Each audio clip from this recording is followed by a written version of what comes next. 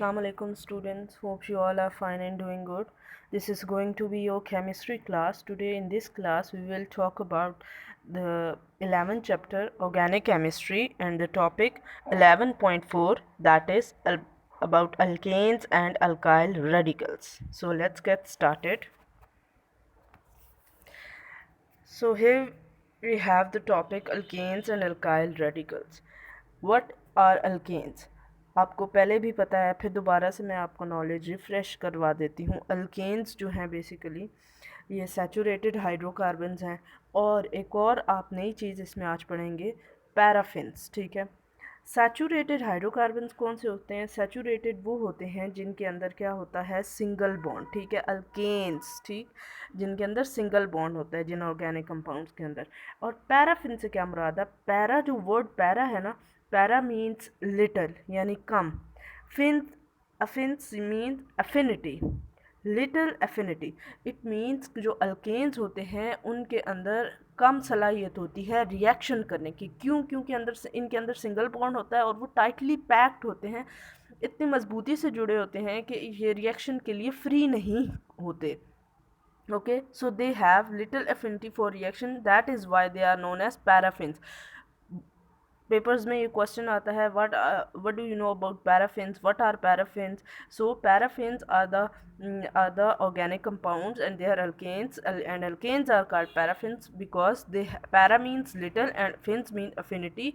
It means that they have little affinity for the reaction, chemical reaction. Okay, इनके general formula अगर देखें alkanes का, तो alkanes general formula is CnH2n+2. It means that N means carbon atom, Cn means number of carbon atoms.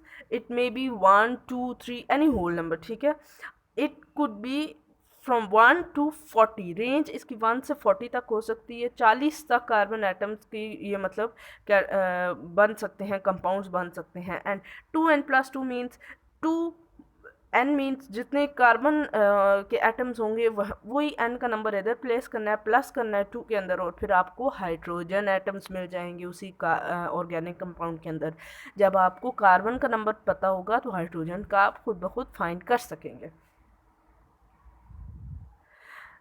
सो जो हमारे पास जो मतलब हैं अल्केन्स के, हमने बारे में पढ़ा, अल्केन्स के बारे में पढ़ा, तो कुछ इंपॉर्टेंट होमोलोगस सीरीज़ ये क्रिएट करते हैं। ठीक है, अल्केन्स की एक होमोलोगस सीरीज़ होती हैं इन कंपाउंड्स की, जो 1 से 40 तक रेंज करते हैं। ठीक है, आज हम वो पढ़ेंगे, लेकिन सबसे पहले हम ये पढ़ेंगे कि होमोलोगस का क्या मतलब होता है। ये नया वर्ड है आप लोगों के लिए। Homo mean same and लोगस means के जो कंपाउंड जो मौजूद है उसका जो नेक्स्ट आने वाला कंपाउंड है उसके साथ रिलेशन क्या है। नेक्स्ट यहाँ पे ये मुराद है कि जो मतलब एक कंपाउंड प्रेजेंट है तो उसका जो उससे जो इनिशियली मतलब उससे पहले जो कंपाउंड प्रेजेंट था एक सीरीज़ में, उसके साथ उसका रिलेशन और बिहेवियर स्टडी करना। बिहेवियर और रिलेशन से यहाँ क्या मुराद है कि कितने यूनिट्स वो कम या ज़्यादा है अपने पहले मतलब पहले जो कंपाउंड प्रेजेंट है उससे, और नया आने वाला कंपाउंड। ठीक है, बात समझ में आई? अभी आपको और क्लियर हो जाएगा। जो ऑर्गेनिक कंपाउंड्स हैं उनको बेसिकली डिवाइड किया गया है ग्रुप्स में। ठीक है, जो नंबर ऑफ ऑर्गेनिक कंपाउंड्स हैं उनको ग्रुप्स में डिवाइड किया गया है। और जो एक तो आपको ग्रुपिंग पता है अल्केन, अल्कीन एंड अल्काइन की। ठीक है, अब अल्केन के अंदर एक ग्रुपिंग है जिसे हम होमोलोगस सीरीज़ कहते हैं। ठीक है, अब ये जो सीरीज़ है ये सिमिलर केमिकल प्रॉपर्टीज़ होती हैं इनकी। इनकी केमिकल प्रॉपर्टीज़ क्या होती हैं? Similar, they have similar chemical properties. उस ग्रुप को नाम क्या दे दिया गया है? जैसे मैंने आपको पहले बताया, होमोलोगस सीरीज़ का नाम दे दिया गया है। अब इनकी प्रॉपर्टीज़ को हम देखते हैं कि होमोलोगस सीरीज़ की प्रॉपर्टीज़ क्या होती हैं। जनरल फार्मूला सबसे पहले अगर देखा जाए तो अल्केन, अल्कीन और अल्काइन कैटेगरी है। ठीक है, ये मैंने आपको बताया, आपको समझ आ गई। अल्केन का अगर जनरल फार्मूला देखा जाए तो CnH2n+2। ठीक है, CnH2n+2। अल्केन आपने याद रखना है, उसमें 2 ऐड होना है, एंड देन अल्कीन की अगर बात करें तो वो 2 गायब हो जाना है, CnH2n जस्ट इतना रहना है। और अल्काइंस की बात करें तो CnH2n-2, बात समझ में आई? अल्केन का जनरल ये आपने जेन में रखना है, इसी ये आगे काम आने वाली चीज़ है। अल्केन CnH2n+2, अल्कीन गायब हो गया 2, ठीक है। और अल्काइंस की बात करें तो CnH2n-2। Successive members of the series differ by 1 unit. वो यूनिट कौन सी है? CH2। अब इसमें क्या बताया गया कि जो सक्सेस हर आने वाले अगली सीरीज में हर आने वाला नया जो मेंबर है, जो कंपाउंड है, वो CH2 यूनिट से डिफर करेगा, मुख्तलिफ हो, मतलब वो उसमें डिफरेंट होगी। डिफरेंट मतलब उसमें ऐड होगी। समझ में आई बात? CH2 जो है यूनिट हर सक्सेसिव यानी हर आने वाले नया मेंबर में सीरीज में हर जो नेक्स्ट मेंबर है उसमें CH2 यूनिट ऐड होगी। और जब CH2 यूनिट ऐड होगी तो 14 यूनिट्स क्या होंगी? मॉलिक्यूलर मास ज़्यादा हो जाएगा 14 यूनिट्स। वो कैसे देखें, कैलकुलेट करते हैं। जो कार्बन है उसका एटॉमिक मास क्या है? 12। हाइड्रोजन का एटॉमिक और कितने कार्बन मौजूद हैं? 1 1 मल्टीप्लाई बाई 12 प्लस 2 हाइड्रोजन मौजूद है, 2 मल्टीप्लाई बाय कितना? हाइड्रोजन का एटॉमिक मास क्या हो गया? 2। 2 हो गया एटॉमिक मास हाइड्रोजन का। 2 into 2 4। So 12 plus 4 will give us, okay here is some mistake. यहाँ पे क्या है कि हाइड्रोजन 2 है, ठीक है। और इसके साथ जो इसका एटॉमिक मास है दैट इज़ 1। ओके, इसको करेक्ट, इसको ना मैं मतलब आपको अभी बता देती हूँ। 12 multiply by 1 plus 2 multiply by 1, not 2, यहाँ पे 2 नहीं आना। So it will become 12 plus 2 and it's equal to 14 units इस तरह बनेगी। ओके, यहाँ पे मुझसे मिस्टेक हुई है, यहाँ पे 2 हाइड्रोजन का एटॉमिक मास नहीं है। हाइड्रोजन का एटॉमिक मास 1 होता है, एटॉमिक नंबर भी 1 होता है, और 2 इसके साथ जो मल्टीप्लाई हुआ है वो इसके नंबर ऑफ एटम्स जो मौजूद हैं वो हैं हाइड्रोजन के। Okay, got it? अब जो मैंने आपको बताया कि कैसे मतलब 14 यूनिट्स अगर इंक्रीज होता है तो हर जो सक्सेस से आने वाला मेंबर है वो किस तरह चेंज होगा, उसको उसकी हम मॉलिक्यूलर फार्मूला किस तरह प्रिडिक्ट कर सकेंगे। चलें अब आप देखें कि हमारे पास फर्स्ट मेंबर क्या है? मीथेन है, CH4 है। अब हम इसका नेक्स्ट मेंबर कैसे प्रिडिक्ट कर सकेंगे? तो इसमें हम ऐड करेंगे CH2 यूनिट, जैसे मैंने आपको पहले बताया। अब इन दोनों को एडिक्शन करें तो कितने टोटल कार्बन आइटम कितने होंगे? रिजल्ट क्या आएगा? टोटल कार्बन आइटम 2 2 हो गया, और हाइड्रोजन कितने हो गए? 4 प्लस 2 6, C2H6 हाइड्रोजन हो गए। और इसी तरह ये इसका नेम क्या हो गया? इथेन। ओके, और इसी के अंदर फिर और मतलब थर्ड मेंबर को प्रिडिक्ट करने के लिए CH2 यूनिट हम ऐड करेंगे, तो नेक्स्ट जो हमारा नेक्स्ट जो कंपाउंड होगा वो क्या बनेगा? उसमें कितने कार्बन होंगे?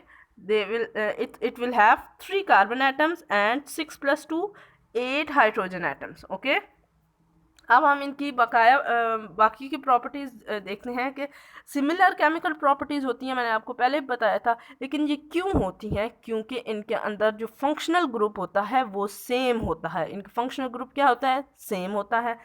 इंक्रीज़ करता है अपना मॉलिक्यूलर मास, जैसे मैंने आपको कैलकुलेट करके भी बताया।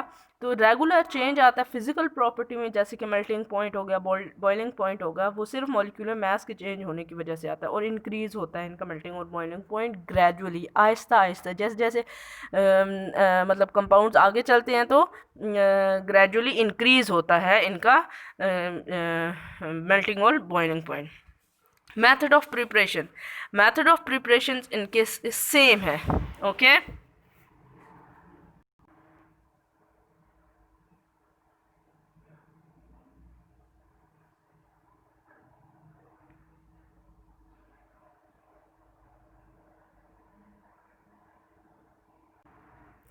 ओके स्टूडेंट्स, हमने देखा कि इनके मेथड ऑफ प्रिपरेशन, हमने ये पढ़ा कि इनके सेम होते हैं। तमाम होमोलॉगस सीरीज़ के जितने कंपाउंड्स हैं इनके मेथड ऑफ प्रिपरेशन सेम होते हैं।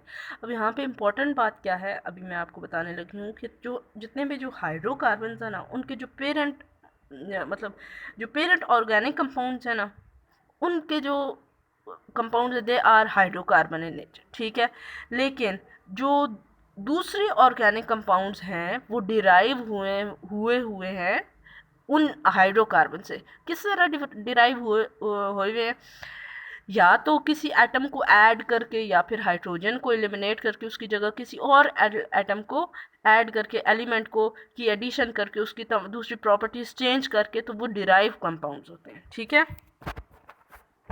अब अल्काइल हैलाइड की फॉर्मेशन की बात करें तो alkyl halides alkyl radical, radical जो है वो क्या है, अल्काइल अल्केन्स के ही ना अंदर से जो एक हाइड्रोजन है उसको रिमूव कर लिया जाता है and it will become alkyl radical.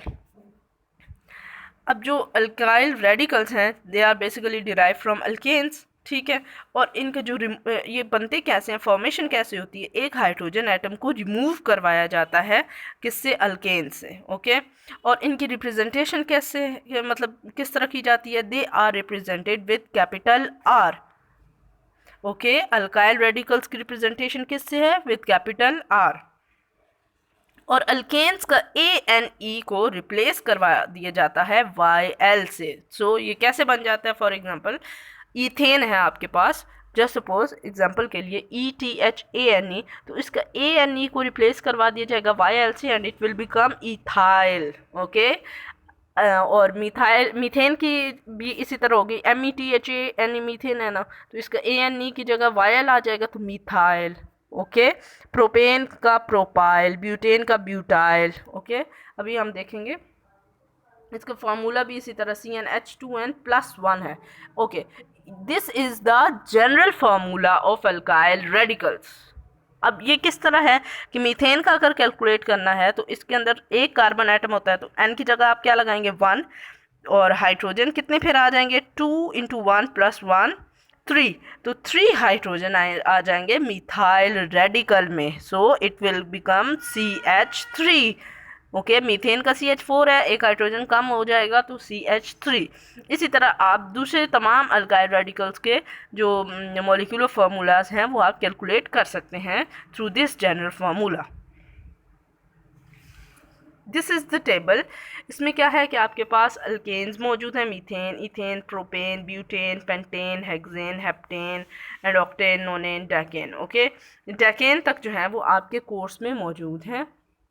Molecular formula इनके बिल्कुल मतलब इनके सामने लिखे हुए हैं, CH4 C2H6। इनके मॉलिक्यूलर फार्मूला आप खुद के से कैलकुलेट भी कर सकते हैं by using the general formula CnH2n+2।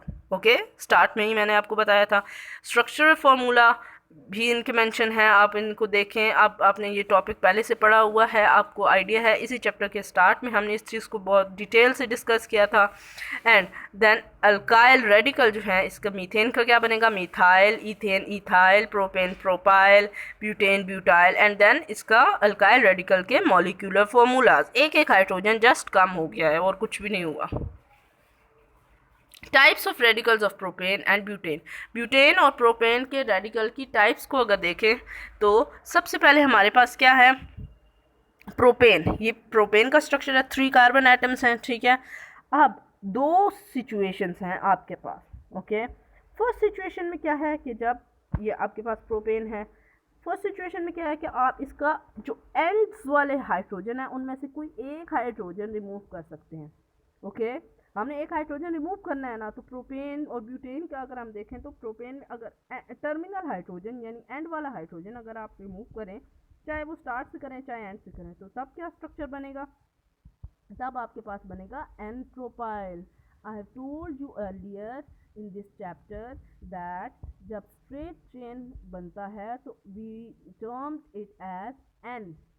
N हम प्रीफिक्स लगाते हैं, एन प्रोपाइल। YL क्यों लगाया, क्योंकि ये रेडिकल बनेगा, अल्काइल रेडिकल है ना, तो ANE को रिप्लेस करके YL लगा दिया जाता है।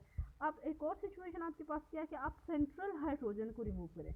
जब आप सेंट्रल हाइड्रोजन को रिमूव करेंगे तो फिर क्या होगा, फिर बनेगा आइसोप्रोपाइल। अब आइसो भी मैंने आपको बताया, दोबारा से मैं आपके माइंड में रिफ्रेश करवा देती हूँ। जब क्या बनता है, T टाइप स्ट्रक्चर बनता है। ओके। ये जो एक बॉन्ड है, फ्री बॉन्ड है, इससे अटैच होना है किसी और, मतलब किसी और एटम ने, ये जो भी वर्ड या ये रेडिकल जो है ये फर्दर किसी और के साथ as a functional group attach हो। लेकिन ये क्या है, टी टाइप स्ट्रक्चर बना है, तो टी टाइप स्ट्रक्चर को आइसो का नाम दिया जाता है, आइसोप्रोपाइल। ओके, सेंटर से क्योंकि हाइड्रोजन एटम रिमूव हुआ है ना, तो इसका एक बॉन्ड सेंटर से फ्री हुआ है। ओके, अब हम बात करेंगे, आपको पता है कि ये क्या है, ब्यूटेन। ओके, स्ट्रेट चेन है, ब्यूटेन है, 4 कार्बन है, और ये वही ब्यूटेन है, लेकिन इसका एक क्या है, स्ट्रक्चर डिफरेंट हो गया है। एक इसका एक कार्बन जो है वो बिल्कुल स्ट्रेट चेन से ट्रांसफॉर्म हो गया है टी टाइप स्ट्रक्चर में, तो इसको हम नाम क्या देते हैं, आइसोब्यूटेन। इसके भी हमारे पास दो सिचुएशन हैं, ठीक है। पहले हम ब्यूटेन को डिस्कस करते हैं। सेम इसी तरह अगर आप टर्मिनल हाइड्रोजन रिमूव करेंगे तो फिर आपके पास क्या आएगा, N butyl. Okay, N butyl. अगर आप सेंटर से रिमूव करते हैं हाइड्रोजन तो तब ये क्या सिचुएशन क्रिएट करेगा, it will become secondary butyl. अब सेकेंडरी ब्यूटाइल क्यों आ गया, क्यों, क्योंकि ओके, इस स्ट्रक्चर में एक थोड़ी सी मिस्टेक है, वो क्या है कि यहाँ पे जो CH3C, इधर एक और CH3 आना है। ऑलराइट, यहाँ पे एक और CH2 आना है, देन आगे CH2।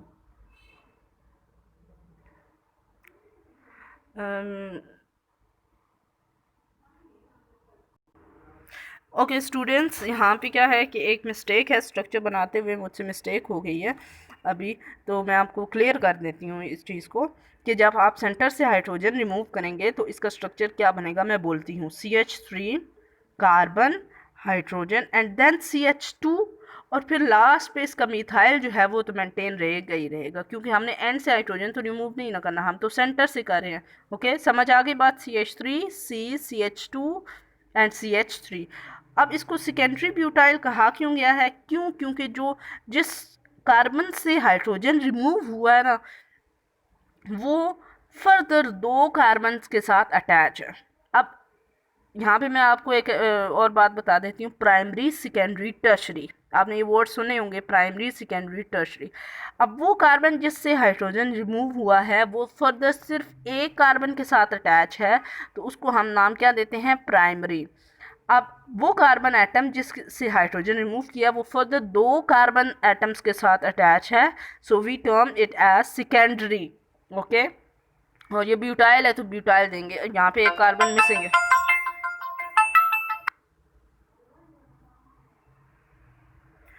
Plus okay students, removal होगा सेंट्रल हाइड्रोजन से तो वो सेकेंडरी ब्यूटाइल होगा। अब हम एक और केस डिस्कस कर लेते हैं, इसमें क्या है, आइसोब्यूटेन।